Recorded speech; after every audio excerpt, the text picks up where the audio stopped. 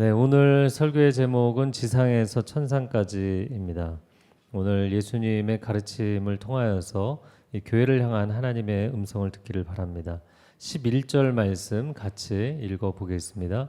바리새인들이 나와서 예수를 힐난하며 그를 시험하여 하늘로부터 오는 표적을 구하거늘. 네, 힐난한다 이것은 이제 논쟁한다, 다툰다 이런 뜻입니다. 바리새인들이 예수님을 시험하기 위해서 논쟁적인 주제를 꺼냅니다. 만약 그들이 정말 예수님이 참이라는 것이 증명되면 믿으려고 했는가? 전혀 믿을 마음이 없는 사람들이었죠. 예수님은 틀렸다고 상정을 해놓고 예수님과 싸우기 위해서 논쟁을 시작했어요. 그렇기 때문에 그들의 논쟁은 공격을 위한 공격이었을 뿐입니다. 여러분, 사람들과 만나서 대화를 할 때 이런 유형의 사람들과 말다툼에 빠지지 마시기 바랍니다. 그것은 불길에 뛰어드는 것과 같은 것이기 때문이에요. 지금 지구 반대편의 상황이 매우 심각하잖아요. 하마스와 이스라엘의 관계, 또 이스라엘에 대해서 팔레스타인 사람들이 갖고 있는 문제제기, 이스라엘이 역사적으로 남의 땅에 들어와서 이런 어려움을 일으켰다. 이게 사실인가? 이거는 뭐 성경적으로 좀 점검을 해드리면 사실은 양쪽 다 이주민입니다. 이 블레셋이라는 필리스틴즈라는 이 말 자체가 외국인 이주민이란 뜻이에요. 신블레셋, 구약의 그랄 지역에 나오는 구블레셋 사람들이 아니라 이 신블레셋 사람들은 에게해 유역에서 이 지역으로, 가사 지역으로, 요즘 가자지구라고 하는 그 지역으로 유입해서 들어온 기원전 12세기에 온 미케네 그리스인들의 후예입니다. 그리고 히브리인, 이스라엘 사람들을 이제 민족명으로 히브리인이라고 하는데 이브리가 방랑하다라는 뜻이에요. 그래서 그 시대로 이야기를 하자면 사회적 약자들이었고 난민이었습니다. 이 사람들이 기원전 15세기에 여호수아를 필두로 해서 약속의 땅에 입성하게 됩니다. 그러니까 한 뭐 300년 어간으로 사실은 이스라엘 사람들이 먼저 들어왔고 그 다음에 이제 블레셋 사람들, 팔레스타인 사람들이 들어오게 된 것이죠. 물론 이후에 이스라엘은 2000년 동안 나라를 잃고 전 세계에 흩어졌다가 다시 돌아와서 나라를 세우게 됩니다. 종종 질문하는 것이 군사력이 비교가 안 되는데 왜 하마스는 대규모 테러를 감행을 했을까? 여러분 뭐 최근에 이제 하마스 이야기를 하지만 서안지구, 요단강 서안지구 세겜을 비롯해서 이 지역의 피해로 팔레스타인 리버레이션 오거니제이션, 팔레스타인 해방기구라고 있잖아요. 예전에 야세르 아라파트가 1993년에 이스라엘과 오슬로 협정, 평화협정을 맺었어요. 그러니까 서안지구에 있는 피에로 수반은 사실 이 전쟁을 원하지 않아요. 그런데 하마스가 지속적으로 테러를 하면서 현재 3선임이 된 네탄야후 총리가 이 팔레스타인 사람들과 더 이상 평화를 논할 수 없다, 이런 강경파로 선회하게 되었고, 그리고 최근에는 이스라엘이 주변의 아랍국들과 굉장히 친밀하게 지내기 때문에 하마스의 정치적 고립이 심화되면서 그들이 최후 항전의 느낌으로 이 사고를 친 게 아니냐, 이렇게 해석을 합니다. 우리가 이 땅을 위해서 계속 기도할 필요가 있는데 전쟁을 위한 전쟁, 공격을 위한 공격이 되지 않도록 기도해 주시기 바랍니다. 평화를 위한 노력이 필요하고 이 땅에 하나님의 평화가 임할 수 있도록 기도해 주시기 바랍니다. 우리가 살아가는 삶에서 참된 평화를 어디서 찾을 수 있는가? 나라와 나라 사이, 민족과 민족 간, 가정 안에서도, 일터에서도 끊임없는 갈등이 있죠. 결국에 이 땅의 참된 평화는 오직 예수 그리스도의 복음만이 우리에게 주실 수 있는 줄로 믿습니다. 예수님만이 이 땅을 치유할 수 있는 유일한 길이라는 것을 우리 모두가 알 필요가 있는 것이죠. 자, 이어지는 12절 말씀 같이 읽어보겠습니다. 예수께서 마음속으로 깊이 탄식하시며 이르시되 어찌하여 이 세대가 표적을 구하느냐? 내가 진실로 너희에게 이르노니 이 세대에 표적을 주지 아니하리라. 왜 표적을 구하느냐? 나는 표적을 주지 않겠다. 방금 전에 예수님이 질병이요 기적도 행하셨잖아요. 수많은 병자들도 치료하셨잖아요. 죽은 사람까지도 살려내셨습니다. 그러니까 더 이상의 표적이 필요한 게 아니었어요. 저들에게는 표적이 부족한 것이 아니라 믿음이 부족한 것이었죠. 이미 표적은 넘쳐나고 있었습니다. 그러면 이 믿음이 없이 반응하는 사람들을 예수님은 포기하셨는가? 절대로 포기하지 않으셨어요. 예수님의 최고의 기적, 당신의 생명까지 내어주시는 십자가의 놀라운 사랑의 기적을 보여주셨잖아요. 그래서 믿음이 없는 사람들, 반응하지 않는 사람들이 돌아오기를 원하셨어요. 그래서 예수님이 사복음서에 보면 이 표적을 구하는 자들에게 말씀하신 것이 있습니다. 마태복음 16장 4절 상반절 읽겠습니다. 악하고 음란한 세대가 표적을 구하나 요나의 표적밖에는 보여줄 표적이 없는. 내가 그 많은 표적을 보여줬는데도 믿지 않는다면 이제는 내가 십자가에 달려서 죽고 3일 만에 부활하는 그 요나의 표적, 3일, 사흘 동안 물고기 뱃속에 들어갔다 나온 요나처럼 인자가 다시 3일 만에 살아나는 그 기적, 마지막 기적이 여러분에게 남아있을 뿐입니다 라고 이야기하셨어요. 그래서 기독교 최고의 기적, 최고의 신비는 오직 예수 그리스도의 십자가인 줄로 믿습니다. 그러므로 그리스도인들은 다른 신비를 구하지 않습니다. 다른 신비주의에 빠질 이유가 없는 거예요. 이 신비주의는 일종의 종교 중독입니다. 내가 초월적인 것을 경험해야만 하나님을 믿을 수 있겠다라는 태도이기 때문이에요. 그래서 기적 중독, 신유 중독 이런 거에 빠진 사람들은 이 패턴에서 벗어나기가 굉장히 어렵습니다. 최근에 몇몇 성도님들이 물어보셔서 제가 파악을 해보니까 전도자라는 타이틀을 걸고 집회를 하는 사람이 있는데 교인들이 너무 무분별하게 쫓아다니고 있어서 심히 우려가 됩니다. 근데 이 사람이 전도사도 아니고 목사도 아닌데 해외를 다니면서 목사 안수를 사람들에게 주는 거예요. 또 이 사람의 아류들이 계속 등장을 하고 있더라고요. 한국에는 왜 이단 사이비가 이렇게 창궐하는 것일까? 한국인의 심성에는 신비주의가 굉장히 강하게 자리 잡고 있거든요. 제가 최근에 보니까 2020년 현재 한국에 하나님이라고 본인이 하나님이라고 주장하는 사람이 20명, 재림 예수가 50명이에요. 이 숫자가 줄어든 거예요. 그 한 20, 30년 전에는 100명이었어요. 지금 우리가 있는데 분당이잖아요. 판교 운중동에 하나님의 교회 본부가 있어요. 어마어마하게 큰 본부가 있습니다. 신비주의가 한국 교회를 과연 살려낼 수 있는가? 신비 그 자체이신 예수 그리스도만이 한국 교회를 살려내실 수 있는 줄로 믿습니다. 그분만이 구원의 소망이 되시는 거예요. 다른 것을 신비로운 무엇인가를 예수님에 따라다니는 것이 결코 옳은 것이 아니에요. 자, 예수님이 그리고 나서 어떻게 반응을 하셨는가? 13절 말씀 같이 읽어보겠습니다. 그들을 떠나 다시 배에 올라 건너편으로 가시니라.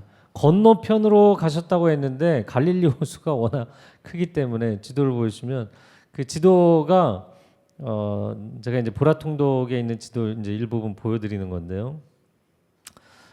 오늘 본문의 앞절인 10절에 보면 달마누다에서 출발하셨다는 걸 알 수 있고 22절 본문의 뒤쪽에 보면 22절에 벳세다에 가신 걸 알 수 있어요. 근데 여기 지도상 이제 달마누다가 없잖아요. 달마누다는 9시 방향의 막달라 지역으로 추정을 합니다. 우리가 막달라 마리아라고 이야기를 하잖아요. 그 막달라 마리아가 막달라 지역 출신의 마리아를 얘기하는 것이거든요. 예수님이 갈릴리 호수의 9시 방향의 막달라에서 1시 방향의 벳세다로 이동을 하셨어요. 자, 그 다음 상황을 보면 14절 말씀 같이 읽어볼까요? 제자들이 떡 가져오기를 잊었음에 배에 떡 한 개밖에 그들에게 없더라. 칠병이어의 기적 이후에 남은 음식을 모았더니 7광줄이었어요. 그럼 당시에 가난하던 시절에 7광줄이면 어마어마한 양의 음식이잖아요. 근데 이렇게 많은 음식이 남았는데 어떻게 그거를 버리고 올 수가 있나? 가난하던 시절에. 여러분 그러니까 사람은 조금만 풍족해져도 이 자원의 소중함이라는 것을 금방 잊어버리게 되는 거예요. 저희 교회가 자원 낭비에 막고 환경보호 차원에서 주보나 문서도 출력하지 않고 종이 물컵도 사용하지 않습니다. 오늘 사부 예배 이제 저희 입당 감사 예배 하면 외부 내빈들이 많이 오실 텐데 순서제 안 나눠드릴 거거든요. 많이 놀라실 것 같아요. 여러분 우리나라가 물 부족 국가인 거 아시나요? 예, 그런데 우리나라가 비가 결코 적게 내리는 게 아니에요. 그래서 연간 그 강수량을 보면 세계 평균을 상회하는 수준입니다. 그럼에도 불구하고 물 부족 국가가 되는 것은 인구 밀집도가 높기 때문이에요. 우리나라는 물도 아껴 써야 되고, 여러분 샤워 짧게 하셔야 되고, 그리고 나무도 아껴야 합니다. 오늘 입당 감사 예배를 드리면서 비싼 텀블러를 나눠드리는 것은 환경보호를 위한 거예요. 그런데 환경보호를 하겠다고 텀블러를 만들지만 제가 텀블러에 관해서도 좀 기사를 좀 찾아보니까 요즘은 텀블러가 또 다른 환경오염의 원인이 되고 있다. 왜냐하면 일회용품을 사용하지 않기 위해서 텀블러를 사용하는데 텀블러가 일회용품이 되고 있다. 시즌마다 뭐 또 중요한 이벤트마다 새로운 디자인의 텀블러가 나오는 걸 수집하는 게 또 사람들이 취미가 돼서 이거를 너무 자주 바꾼다는 거예요. 그래서 오늘 나눠드리는 텀블러는 오래 사용하셔야 돼요. 근데 오래 사용할 수 있는 이유는 뭐냐면 이게 뚜껑을 완전히 닫는 식이기 때문에 여러분 가방에 정말 뭐 편하게 가지고 다니실 수 있어요. 그리고 스테인리스 텀블러를 일회용 컵 대신 사용할 때 효과가 있으려면 220회 이상 사용을 하셔야 한답니다. 그래서 여러분 뭐 교회에서도 뭐 일상에서도 자주 몇 년 동안은 꾸준히 사용하실 수 있기를 바랍니다. 자, 15절 말씀 같이 읽겠습니다. 예수께서 경고하여 이르시되 삼가 바리새인들의 누룩과 헤롯의 누룩을 주의하라. 자, 제자들이 떡을 가져오지 않았는데 왜 예수님께서 갑자기 바리새인의 누룩과 헤롯의 누룩을 주의하라고 하셨을까? 예수님이 보실 때 칠병이어의 기적 이후에 제자들의 마음이 다시 둔감해졌거든요. 떡을 놓고 온 것보다 더 문제는 거짓 선생들의 떡을 먹는 것이다 라는 관점이셨어요. 다시 말해서 실제 떡은 먹든지 안 먹든지 별 중요하지 않다. 근데 종교인들이 가르치는 이 위험한 떡은 절대 먹으면 안 된다라는 것이죠. 오늘날에도 마찬가지입니다. 인간의 사상과 가르침이 얼마나 전염성이 강한지 몰라요. 저희가 팬데믹 3년 동안 이 전염성의 위험이라는 게 이렇게 위력이 대단하구나 느낀 거잖아요. 누룩이라는 단어가 나오는데 이 누룩은 술이나 빵을 만드는 효모제, 발효제이죠. 그런데 성경에서 이 누룩이라는 단어를 긍정적인 케이스로 또 부정적인 케이스로 다 사용을 했어요. 누가복음 12장 1절 같이 읽어볼까요? 바리새인들의 누룩 곧 외식을 주의하라. 외식이라는 것은 겉으로만 경건한 척하고 내면은 그렇지 않은, 하나님의 말씀에는 순종하지 않으면서 성경 지식이 지적 유의가 되고 종교적인 자랑이 되는, 여러분 이런 외식이 굉장히 빠른 속도로 번진다는 거예요. 마태복음 13장 33절에는 긍정적인 케이스입니다. 같이 읽어볼까요? 천국은 마치 여자가 가루 서말 속에 갖다 넣어 전부 부풀게 한 누룩과 같으니라. 아멘. 이 사람의 생명을 살리는 천국 복음에도 놀라운 전염적인 영향력이 있다는 거예요. 저와 여러분 또 1516 교회가 이 복음의 역동성과 전염성을 갖게 되기를 축복합니다. 그래서 30개, 300개의 교회를 전국에 또 열방 가운데 세워가는 교회가 되게 하여 주시옵소서. 오늘날 이 시대를 보면 참 안타까운 것은요, 이런 거예요. 형식주의, 종교적인 형식주의가 굉장히 빨리 전염됩니다. 몇몇 사람들이 열심히 예배를 드려도 다 손도 안 들고 열정도 없고 그렇게 그냥 매너리즘에 빠져서 예배드리면 그게 순식간에 전염이 된다는 거예요. 또 한편으로는 이단 사입이 거짓된 가르침들이 너무너무 전염성이 강한 거예요. 이런 거를 보면 참 마음이 안타깝습니다. 저는 종종 맛있는 음식점이나 카페 물론 가는 거 좋아하지만 이런 그 세상의 콘텐츠들은 뭐 전국에 순식간에 퍼지게 되잖아요. 근데 그런 걸 볼 때마다 제 마음 가운데 사실 참을 수 없는 이 어려움이 있어요. 세상에서 가장 놀라운 콘텐츠는 아무리 찾아봐도 예수 그리스도의 십자가 복음 외에는 없거든요. 할렐루야. 여러분 이 십자가의 복음은 영혼을 살리고 누구도 치유할 수 없는 인생들을 치유하는 능력이 되는 줄로 믿습니다. 이 능력이 가장 놀라운 것이에요. 자, 이어지는 16절 말씀 같이 읽어볼까요? 시작. 제자들이 서로 수군거리기를 이는 우리에게 떡이 없음이로다. 네, 제자들이 우리에게 떡이 없음이로다. 떡을 가져오지 않아서 혼나는 줄 알았어요. 제자들 입장에서는 현실적인 고민이 있었겠죠. 선생님이 뭔가를 하자고 하면 제자들이 항상 액션을 해야 되니까 항상 이렇게 액팅을 하는 사람들은 현실적인 고민을 하는 거죠. 실제로 교회가 꿈만 앞세우고 현실 판단 능력이 부족해서 여러 가지 사고가 납니다. 인력이나 재정이 턱없이 부족한데도 무리하게 사역을 진행하다가 교회 건축을 하다가 중단되는 교회들도 있고 재정이 마이너스가 나서 큰 어려움을 겪는 그런 교회들도 있어요. 그러나 정반대로 하나님의 꿈이 있음에도 불구하고 현실에 매여서 전혀 전진을 하지 못하는 교회들도 있습니다. 양극단의 문제에 우리가 빠질 수 있는 거죠. 그래서 오늘 이 예수님의 말씀 제자들의 반응을 보면서 천상에서 지상으로 내려오셔서 지상에서 천상으로 우리를 인도해 가기 원하시는 이 하나님의 꿈을 현실로 만드신 예수님을 우리가 닮아가는 인생이 되기를 바랍니다. 우리는 철저히 현실에 뿌리박은 영성을 가질 필요가 있어요. 이게 무슨 얘기냐면 우리가 영적인 것을 추구한다고 해서 현실을 무시하는 게 아니라 현실의 척박함이 얼마나 심각한지를 10분 이해를 하면서도 하나님의 꿈을 포기하거나 타협하지 않는 사람들, 저와 여러분이 그런 사람들이 되시기를 바랍니다. 저는 교회에 대한 꿈을 꾸면서 이 시대의 교회에 대해서 실망하고 교회를 떠난 가나안 성도들이 교회로 다시 돌아오는 꿈을 함께 꾸기를 원합니다. 또한 교회 예배는 목말라서 교회 예배는 나오지만 교회 안에서 사람들과 교제하는 거 피곤하다, 상처받는다. 그래서 공동체에도 순예배에도 들어오지 않는 분들이 순예배에 들어와서 정말 하나님이 주시는 은혜의 공동체를 회복할 수 있기를 축복합니다. 또한 순예배를 하기는 하는데 집을 오픈하지 않고 있는 분들이 집을 오픈하고 자신의 인생을 오픈해서 하나님의 치유하심의 역사가 얼마나 놀랍게 일어나는지를 체험하는 그런 공동체가 되기를 꿈꿉니다. 저는 원래 현실 감각이 상당히 떨어지는 유형의 사람이었어요. 굉장히 이상주의자, 제가 이상주의자였거든요. 감사한 것은 현실의 밑바닥과 척박함을 사실 인생의 과정에서 많이 경험을 하면서도 하나님의 꿈을 끝까지 포기할 수 없는 일인, 하나님의 꿈을 포기하거나 타협할 수 없는 인생을 살아오게 해주신 하나님께 감사해요. 그래서 제가 성경 인물 중에 참 존경하는 인물이 다윗입니다. 우리가 다윗의 장막과 같은 예배의 자리를 회복하자는 것도 있지만 또 한 가지는 저는 저와 여러분이 다윗의 영성을 가졌으면 좋겠어요.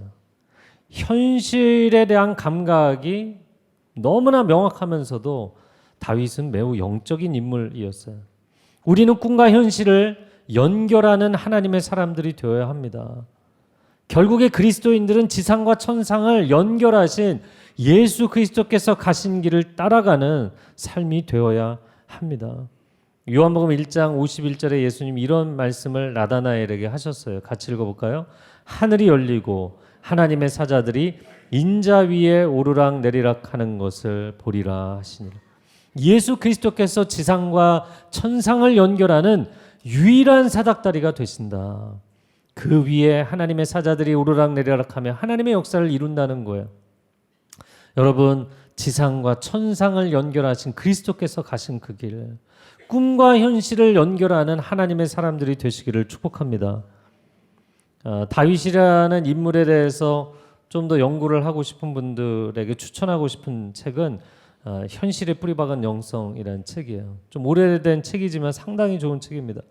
4장의 상상력의 챕터가 나오는데 이런 내용이 나와요. 다윗은 골리앗에게 사로잡힌 상상력이 아니라 하나님께 사로잡힌 상상력을 가지고 엘라 골짜기에 등장했다. 그는 양을 지키며 사자와 곰과 싸우는 과정에서 하나님의 능력을 실제로 체험할 수 있었다. 하나님의 임재를 철저히 연습해 온 그였기 때문에 들리지 않는 하나님의 말씀이 지금 내 앞에서 들리는 사자의 포효 소리보다 훨씬 더 실제적이었다. 할렐루야.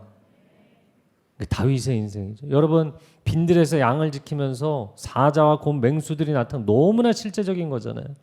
그런데 내가 이 들판에서 나 홀로 의지할 분은 하나님밖에 없기 때문에 하나님을 의지할 때 하나님이 주시는 그 약속의 말씀이 사자의 포효 소리보다 나에게는 더 크게 울린다는 거예요. 이런 인생이 되는 것이 중요합니다. 그런데 우리는 기도할 때는 믿음이 있는데 눈을 떠서 현장에 가보면 사자의 포효 소리가 너무나 큰 거예요. 쉽게 포기하고 타협하고 현실에서 무너지는 거죠. 사울왕과 온 이스라엘 군대는 골리앗과 싸우면 죽을 것 같은 부정적인 상상력에 사로잡혀 있었어요.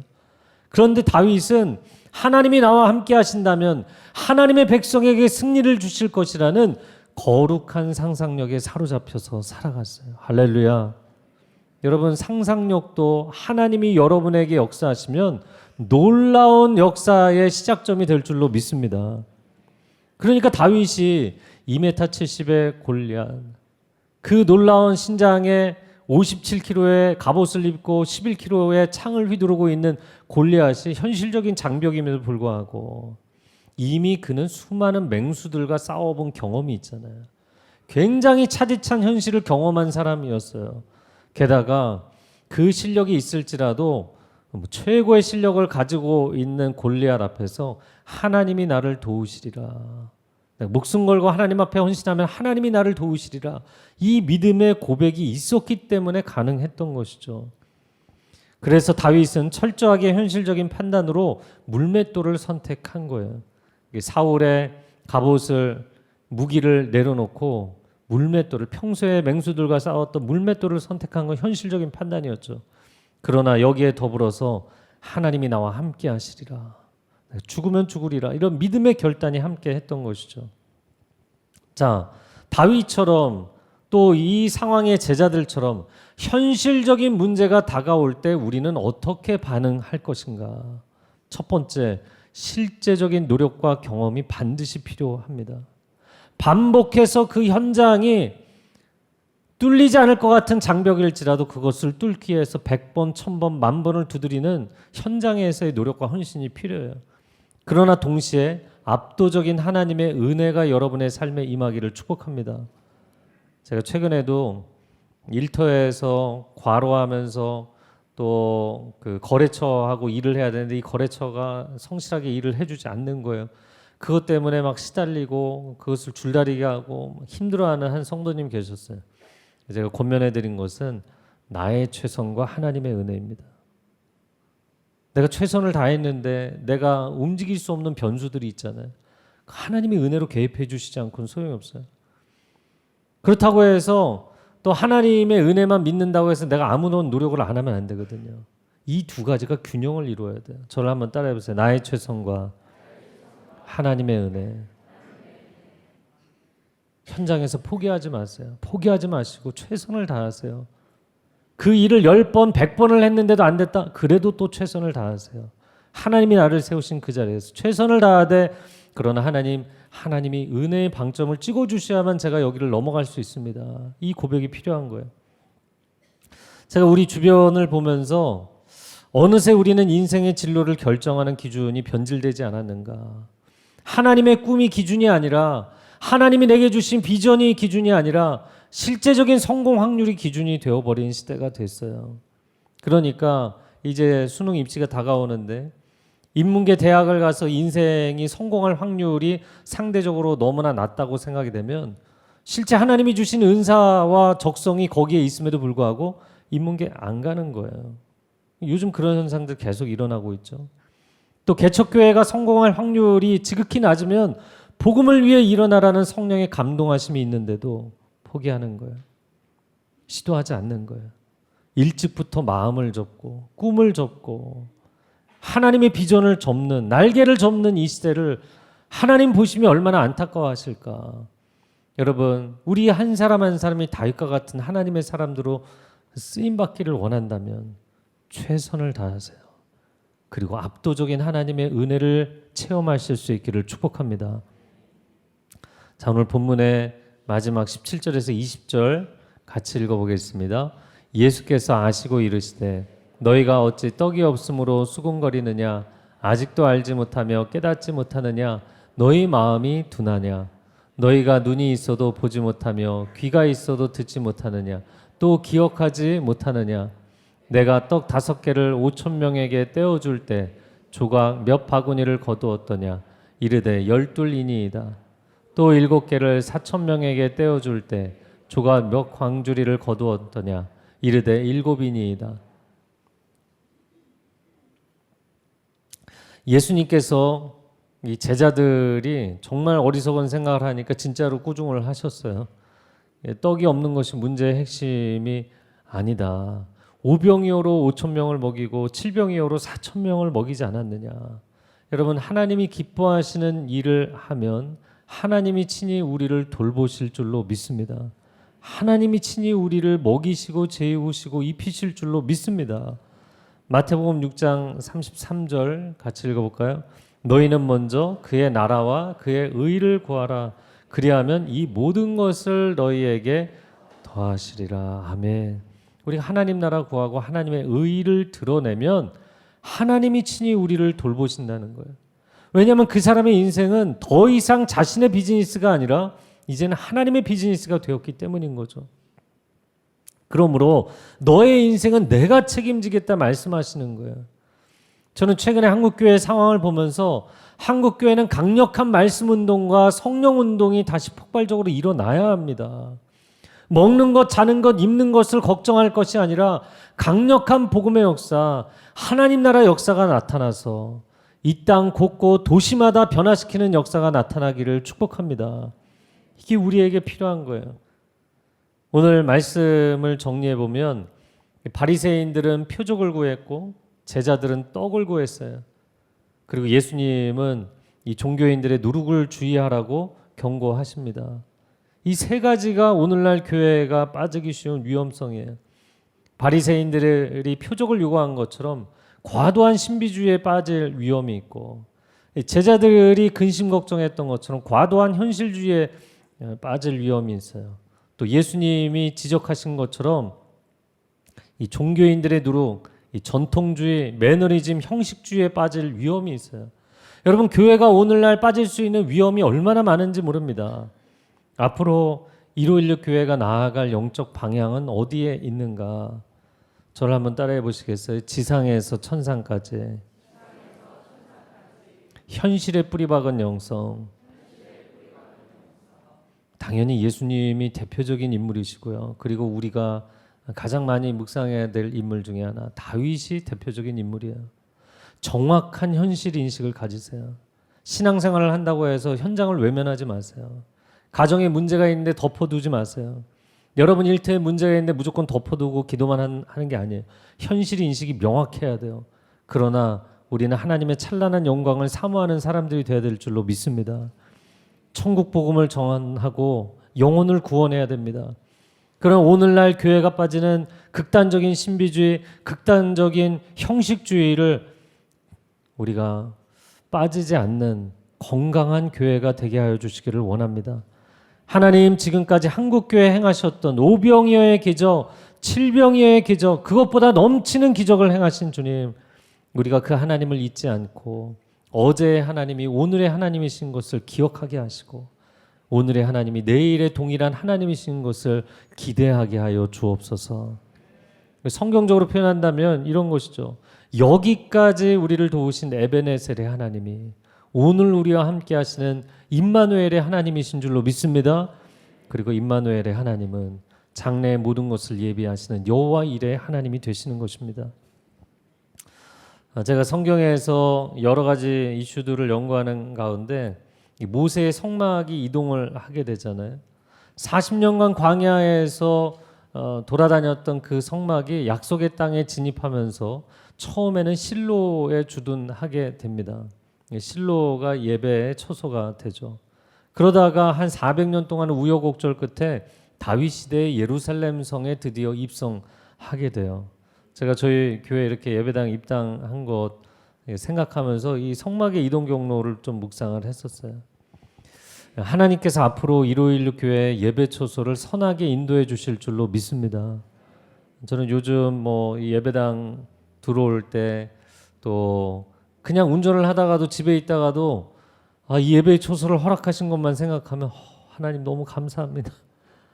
너무 우리가 정말 여기저기 떠돌아다녔는데 하나님 이렇게 예배의 초소를 주신 게 얼마나 감사한지 모르겠어요. 그런데 여러분 지내다 보면 사람이 금방 공간에 익숙해지잖아요. 감사가 사라지고 어느 순간부터 이것도 불편한데 저것도 불편한데 이런 게 생기겠죠. 이 건물이 오래된 건물이라서 엘리베이터가 딱 한 대밖에 없어요. 그런데 행정실과 차세대는 4층 5층에 있어요. 할렐루야. 오르락 내리락. 네, 천사들이 오르락 내리락 하듯이 여러분 이제 불편한 게 계속 보이실 거예요. 그런데 이제 다장팀에서 이것도 고쳤으면 좋겠어요. 저것도 고쳤으면 좋겠어요. 제가 아니요 여기까지요. 아니요 여기까지요. 이거 계속 줄다리게 했어요. 여러분이 앉아있는 이 본당도 바닥이 레벨링이 맞지 않아요. 이 바닥이 울럭울럭하다고요. 근데 이거 고치지 않은 겁니다. 이게 타일도 안 바꾼 겁니다. 그냥 그대로 쓰는 거예요. 왁싱만 하고. 제 마음 가운데 사람은 공간에 빨리 익숙해지거든요. 편안함에 익숙해지고 좋은 공간에 익숙해지고 우리의 예배 가운데 임하시는 하나님의 그 임재를 사모하지 않고 우리가 편안한 환경에 익숙해지기 시작하면 교회는 본질을 상실하게 됩니다. 저는 조금 불편하게 지냈으면 해서 약간 리모델링 더 할 수 있음에도 불구하고 그냥 멈춘 거예요. 여러분 이 공간 안에서 우리가 하나님 한 분을 주목하고 하나님 한 분을 갈망하는 예배자들이 되시기를 축복합니다. 바리새인과 헤롯의 누룩을 주의하십시오. 오늘날 이 시대를 보면 기업인은 기업인대로, 종교인들은 종교인대로, 정치인들은 정치인대로 다 자기 기득권 유지하려고 다 자기 밥그릇 싸움하고 있는 거잖아요. 그런데 교회마저 개교회주의에 빠지면 안 됩니다. 교회는 세상을 살리시고자 하는 하나님의 마지막 보루입니다. 교회는 개교회주의에 빠지면 안 되고 이 땅에 하나님의 나라를 세우는 사명을 감당해야 될 줄로 믿습니다. 하나님 1516 교회가 앞으로 개교회주의에 빠지는 것이 아니라 교회를 위한 교회, 우리가 C4C 사역하잖아요. 교회는 교회를 위해서 존재하는 거예요. 또 다른 교회를 전국의 열방에 세워가며 하나님 다윗의 장막을 세워 이 시대를 회복하고 하나님 나라를 준비하는 하나님의 마음을 시원케 해드리는 교회 되게 하여 주옵소서. 이 시간 함께 기도하겠습니다.